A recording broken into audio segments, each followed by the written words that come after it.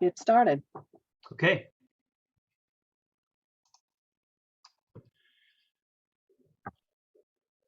Thank you for attending today's conference on economic recovery and employee ownership. We have a number of speakers to address common topics concerning the transition of companies to broad-based employee ownership, such as employee stock ownership plan or cooperative. Deb, would you like to introduce yourself? Sure. I'm Deb Choka, the Executive Director of the Indiana Cooperative Development Center, and Rick and I have partnered on putting this conference together for you today to particularly to help those who are looking at succession planning, show you some options that are out there that perhaps you weren't aware of previously. And I'm Rick Van Dole. I'm the founder of the Indiana Center for Employee Ownership, and we provide education and advocacy on employee ownership within the state of Indiana.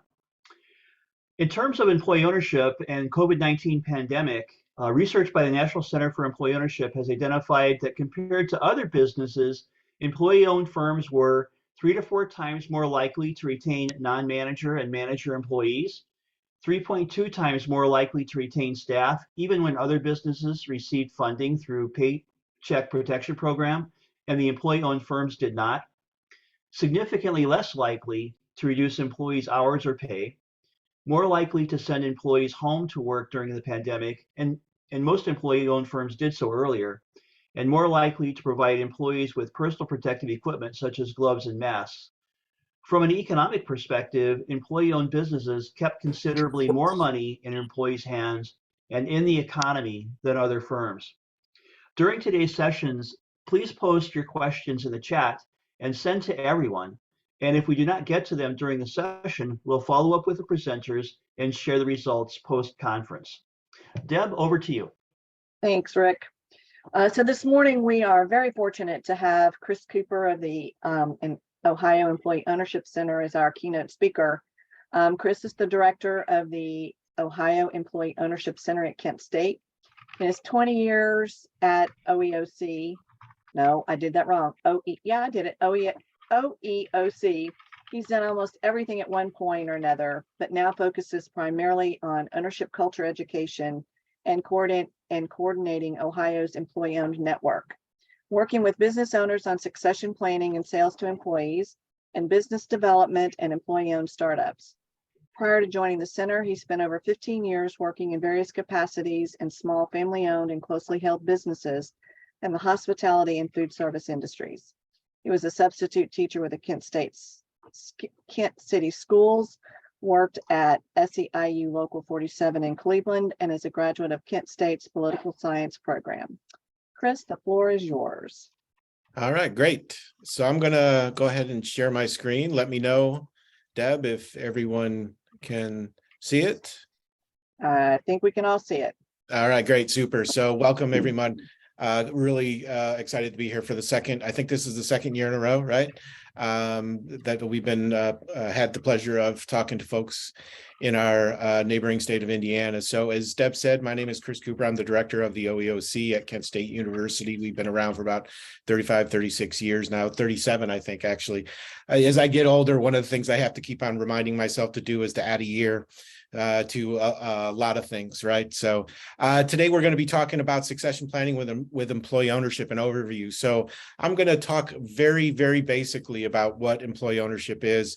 I know that we have a bunch of sessions later in the day that are going to go into each of these models in much greater detail. So I encourage everyone to stick around for those and really kind of delve into the two major models that we're going to be talking about today. So let's go ahead and get started. One of the things that most of you are probably aware of is we are in the middle of one of the largest intergenerational wealth transfers in U.S. history. So we all know about the baby boomers and the impending baby boomer retirement wave. Well, it's happening with ownership of small businesses as well. And so one of the things that we call this is the silver tsunami. So sometimes when you hear people talk about the silver tsunami, it's the catastrophe to end all catastrophes. catastrophes. We shouldn't necessarily think about it in those kind of terms, but we should understand that there's a tremendous amount of small business owners that are going to be transitioning out of their business. We're kind of right in the middle of it. So we're almost smack dab in the middle. So we've seen a lot of business owners starting to enter their retirement, and we're going to continue to see that going forward. So one of the things I always tell business owners is you will exit your business one way or another. One of the questions we say is, are you going to be in control of that process, or is somebody else going to be in control of that process? We always encourage business owners to kind of try to be in control of that process. So I know as the son of a small business owner who decided that he was going to kind of go down with the ship, so to speak, and worked until he was in his early 70s. There was a certain point in time when other things kind of took over his ability to control the way he exited from the business. In my dad's case, it was health issues in his early 70s that kind of forced his hand. So we just encourage business owners to think about, you will exit your business. The question is, again, who's going to be in control of that process? One of the other things we say often is the last and perhaps greatest test of entrepreneurship is exiting the business successfully. Unfortunately, we've seen a number of business Thanks, Chad. I got it figured out. that have generally failed that test, right? And so their lifetimes, their life's work ended having a less than ideal conclusion to it. And so it's a real hard thing to witness and to go through for sure. So we look at the planning for a clear exit as part of being an entrepreneur, right? And so we should think about it in those terms, in the sense of this is part of your business planning as you go through your life cycle as a business owner. So, depending on the survey that you see, about 60 to 80% of business owners do not have a formal plan for succession. Pretty staggering numbers in a lot of ways, right? And so we really try to work with business owners, and a number of the other speakers that you'll be seeing today do the same, to try to get them to be in that 20 to 40% of business owners who do have a formal plan. We often talk to business owners who say, yeah, I've got a plan. And I say, well, where is that plan, or what is that plan? And they'll point, it's all in here. I've got it figured out. And one of the things I always talk to business owners about, if it's not something that you can share with someone else, you probably don't have a formal plan, right? So that idea of the formal part of the formal plan phrase, I think, is very important. We need a formal plan for what's going to happen when you are ready to exit the business. Okay, all right. Sorry, having a technical glitch here. Okay, so when you decide to retire, you have some options, right? So you can sell to an outside buyer, transfer, gift, or sell to children, arrange a sale to key managers, shut down or liquidate the business, or the option that we're going to spend a lot of time talking today, you can choose employee ownership. So one of the things that we see often is some of these options are less likely for the typical business owner than they might assume, right? So oftentimes we hear kind of like the holy grail for a business owner is to sell their business to an outside buyer, get the big windfall, and sail off into the sunset, playing golf 3 times a week, and those kind of things. The reality is, selling to an outside buyer isn't necessarily as common as business owners might think. You really have to have a special kind of business to have a business that somebody else wants to buy. One of the things we're seeing today as well, 40, 50 years ago, it was quite common for children to take over the family business. That's becoming less and less likely now as well. Many business owners are successful, and they're able to provide a level of education or other types of attainment to their children. And often one of the last things that a child wants to do after setting themselves up in a career or finding their professional kind of career path is they may not want to come back in and run the family business. A sale to key managers can be a good option for many business owners. The question there is often, how are those key managers going to come up with the financing, with the capital necessary to buy the business? But that's an option that can be out there for business owners. It's always the option to shut down or liquidate the business. That's kind of the failure option, right? But for some businesses, that's they do have a set life cycle. So maybe that is one of those options. But then we really want to try to figure out a way to we can keep these businesses open and keep them moving forward. And so that's why we're big fans of the employee ownership option. Okay. So I talked a little bit, so here's some stats. So I talked a little bit about that sale to an outside buyer. So generally speaking, only 1 in 5 of all businesses that are put on the market to sell to an outside buyer actually end up selling, okay? And clearly, that can be a viable option for a lot of small businesses out there. But for many good, solid businesses, putting themselves out on the market isn't necessarily all it's sometimes cracked up to be for a business owner. So let's talk a little bit about employee ownership. And again, I'm going to kind of go over these things very briefly because we got a bunch of great presentations later today to kind of delve into these models in a little bit more detail. But as we look at what is employee ownership, we will be talking basically about 2 models today, employee stock ownership plans, or ESOPs, and worker cooperatives. Okay, so let's kind of talk about those 2. So a worker cooperative is a form of corporate entity. So a worker cooperative is a type of corporation, right? Just like a C Corp, S Corp, or some other type of corporate entity, like an LLC, which is 100% owned and operated by its employee members. Top level governance of the cooperative corporation is based on 1 member, 1 vote, and profits are distributed based on the amount of work hours provided to the company. So the worker cooperative model has some similarities with partnerships. It has some similarities with LLCs in that they have members. It has some similarities in terms of tax treatment with S Corps and quite frankly, C Corps. So it's kind of this interesting kind of corporate model that can make sense for a lot of companies. Okay, an employee stock ownership plan, or ESOPs. ESOPs are qualified retirement plan trusts. Okay, so they we're going to talk about this a little bit later today too. So the ESOP sits on top of a corporation, either an S Corp or a C Corp. And it's got some similarities to 401k plans. It's a qualified retirement plan, just like a 401k or an IRA. One of the differences is that the plan invests primarily in the stock of the sponsoring company, which is the company that sets up the ESOP.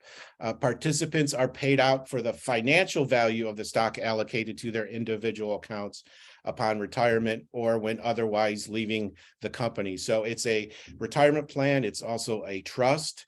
So the trust itself is the actual owner of record for the business, for the stock, not the individual participants, as it says. They own the financial value of the vested financial value of their individual account. And again, Brad's going to be talking a little bit more in detail about some of these things as we go forward. An ESOP trust can own anywhere from 1 to 100% of the stock of the sponsoring company. Now, that's one of the things that makes it different than a worker cooperative. You either are a worker cooperative or you are not, right? So it's a type of corporate entity, right? So it's going to be 100% of the business is owned by is set up as a worker cooperative. An ESOP trust, since it sits kind of outside of that corporate entity, can own anywhere from 1 to 100% of the stock of the sponsoring company. There's a bunch of tax breaks and other tax incentives as to why you might want to be a 100% ESOP owned company. And again, that's going to be talked about in more detail as we go through the day. So a couple stats here. Today, over 10% of the total private sector labor force in the U.S., more than 14 million workers at 7,000 employee-owned businesses own a financial stake in their company. Most of those businesses are owned via the ESOP model rather than the worker cooperative model.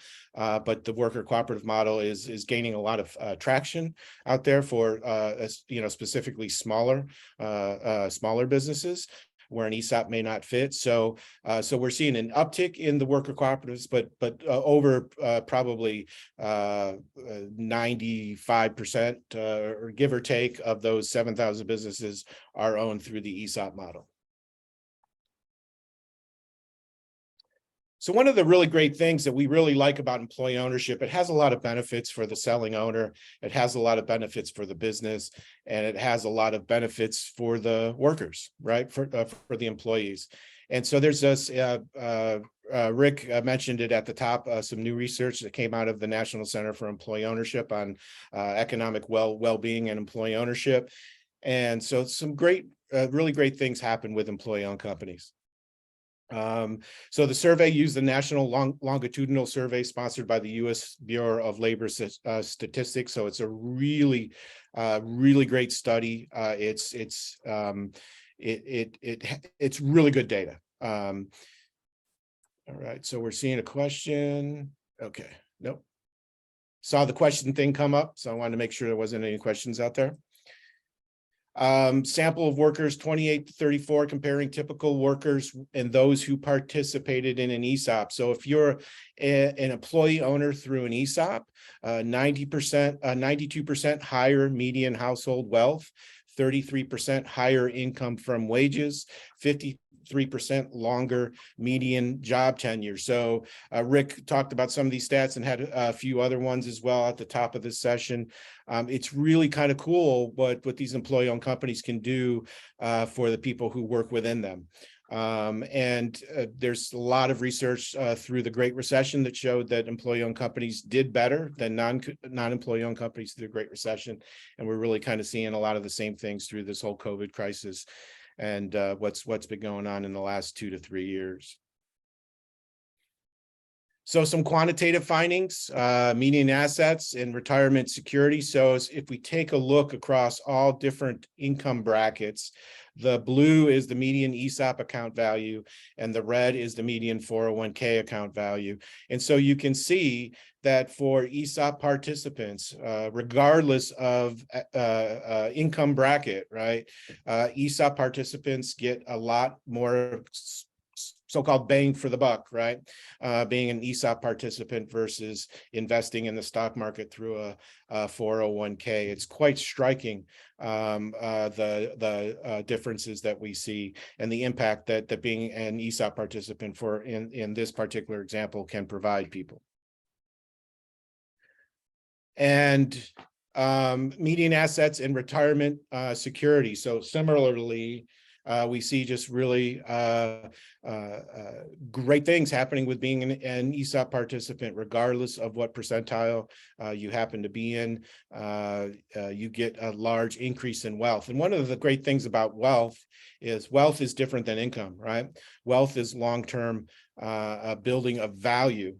Personally, right? Income is what you get within a given year, right? And so wealth is really, and when you take a look at studies, wealth really makes the difference through good times and bad times. So it provides a backstop for people during bad times, and it also provides greater wealth creation abilities through good times. All right. So wealth is really one of those key indicators that we like to highlight a lot about employee ownership. We're talking about long-term wealth for individual participants. Hey, Chris. Yes. Hey, we have one question in the chat. Chris, if a group of employees are trying to determine whether a co-op or an ESOP would be a better fit for purchasing their company, are there some general rules of thumbs, transaction size thresholds, or other criteria that they should be looking at? Yeah, absolutely. That's a really great question. And so generally speaking, what we see is that ESOPs tended to be more viable in larger companies. Okay, so depending on who you talk to, there's kind of a employee threshold, and there's kind of a net sales kind of threshold. So if we take or value of the company threshold, so generally speaking, ESOPs can be a little bit on the expensive side. The tax breaks and other benefits of setting up an ESOP can often offset those things, right? But there's a lot of kind of, as a qualified retirement plan, there's a lot of things, a lot of technical things that need to be looked at in determining if the ESOP makes sense. And so we're talking about, 20 to 30 employees, depending on the type of company, is kind of the lower threshold for an ESOP. We're talking about, maybe $1 million company, or maybe even higher might be the threshold, depending on the company. We've seen lately some ESOPs in smaller companies, but those can be a little trickier. One of the great things about the co-op model is that it can work in smaller companies. So if you've got a company that's got 5 employees, the co-op model can fit. Matter of fact, currently, most of the co-ops that are the worker co-ops that are out there are what we see in smaller companies, less than 20 employees. There is no upward limit, so a co-op can functionally work in a larger company, but generally, that 20 to 30 employee range, that $1 million range, is kind of the general rule of thumb that kind of divides the ESOP model from the co-op model. One of the things to understand, though, is that each business is different, and there's ways in which you can kind of think about whether an ESOP or worker co-op is a better fit, and that kind of takes some analysis of the individual company. So there's usually exceptions to every rule, right? But there are some kind of guidelines there, if that makes sense. Okay, so if we go back to some of the findings from the study, average assets of interviewees that were interviewed by the study by education. So if we take a look at the different education rates, so even all education attainment sectors see a definite increase in building assets through employee ownership, right? So it's pretty stunning how across the board, that employee ownership model, specifically the ESOP model, provides wealth building opportunities for workers. So it's a great thing that we like to see.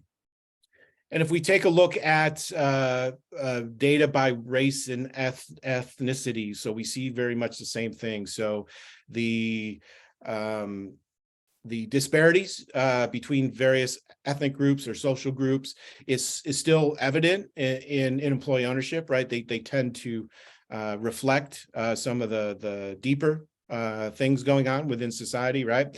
But even so, being an employee owner provides greater wealth building opportunities than your typical 401k, for example.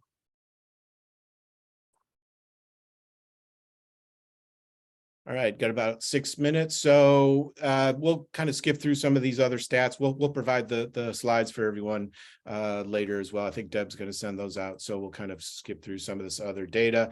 Lower layoff rate for employee-owned companies. It's pretty stunning how, and Rick kind of mentioned that at the top of this, the hour as well. And so one of the great things, so we've got these slides, again, we'll send these out to folks, but you start talking to employee owners and you really see the impact that employee ownership has had for them through their working lives, and spending more than 20 years in the field. I've seen that myself with specific individuals, and seeing what kind of difference that employee ownership has made for these folks. So again, kind of gonna slide through these pretty quickly, but again, we'll provide these quotes for folks if they want to take a look at them. So employee ownership does some really cool things, right? So we've seen the impact on the business. Businesses tend to be more successful. The impact on employee owners tends to be really positive. So what about you as a business owner? If you are a typical business owner, how does why employee ownership, right?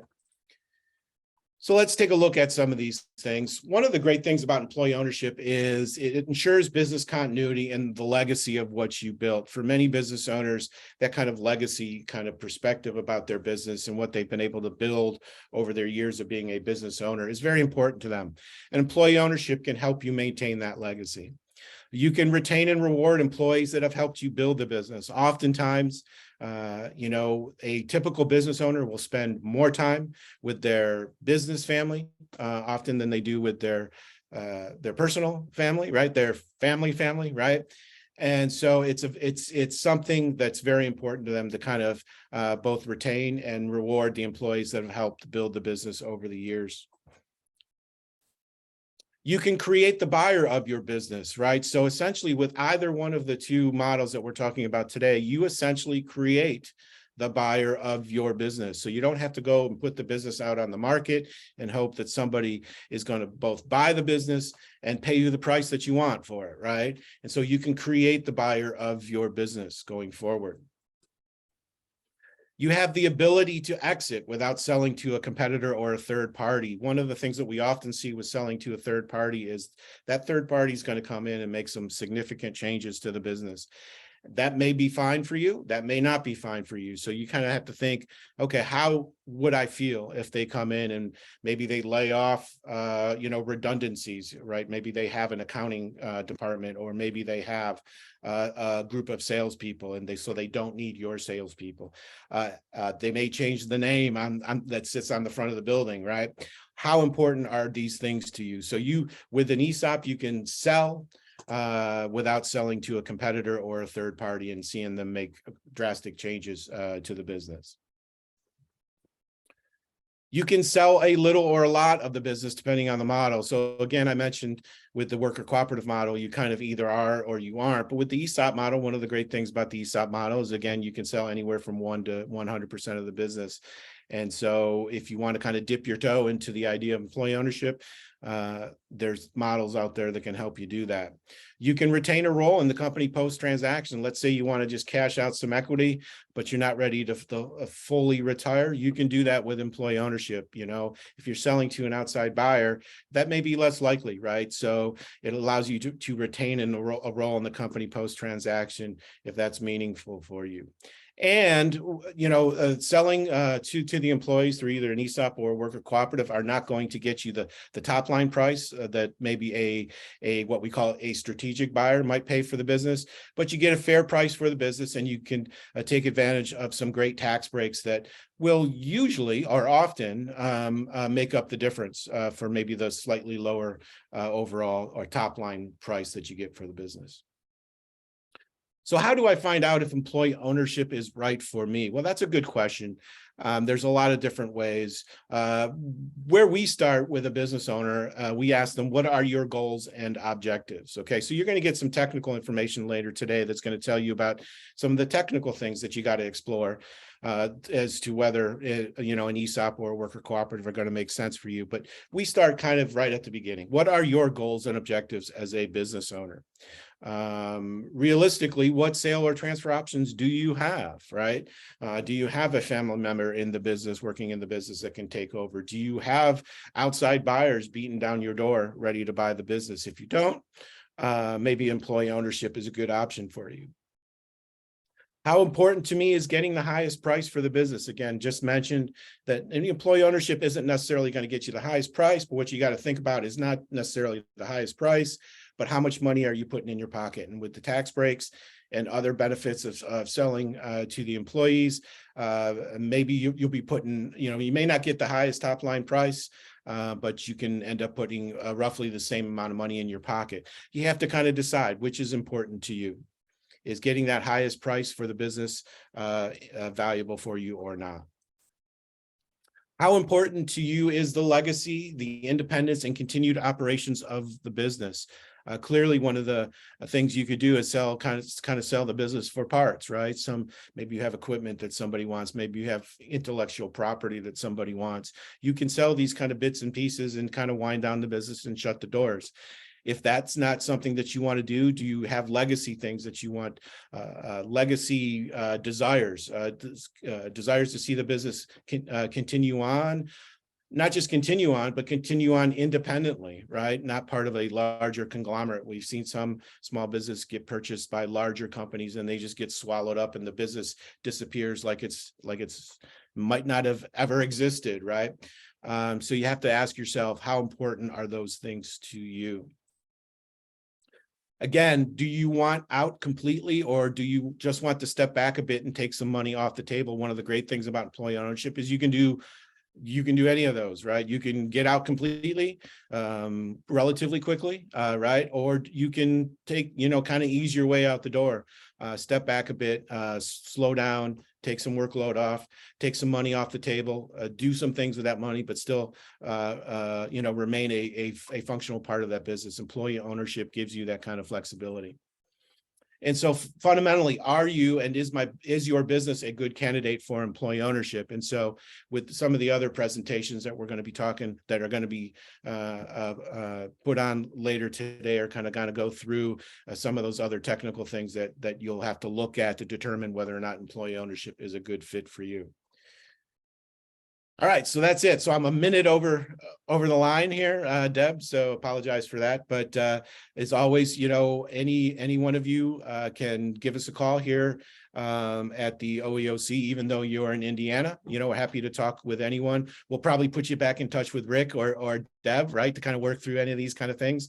You've got a lot of great resources there right in Indiana that can help you explore these kind of things. We've got a great lineup of speakers that are right in Indiana that can help you. So encourage you to reach out to them. But of course, we're always available here at the OEOC for you as well. Thanks, Chris. You've set the stage for thinking about, as a business owner, what do I want to do with my business when I'm ready to retire? And the one point that I definitely want to make here is don't wait till the last minute. It takes a while to wind down a business. So, today deciding, hey, I'm ready to retire, it's not going to happen overnight. The process takes a while. So, learning as much as possible about what your options are, I think, is incredibly important before you make that decision. So thank you, Chris, for kind of giving us the basis for things to look at, things to think about as you are looking to wind down your business. So if you will give me just 1 second, I'm trying to record these in individual sessions. So I'm going to stop this one before I introduce our next speaker.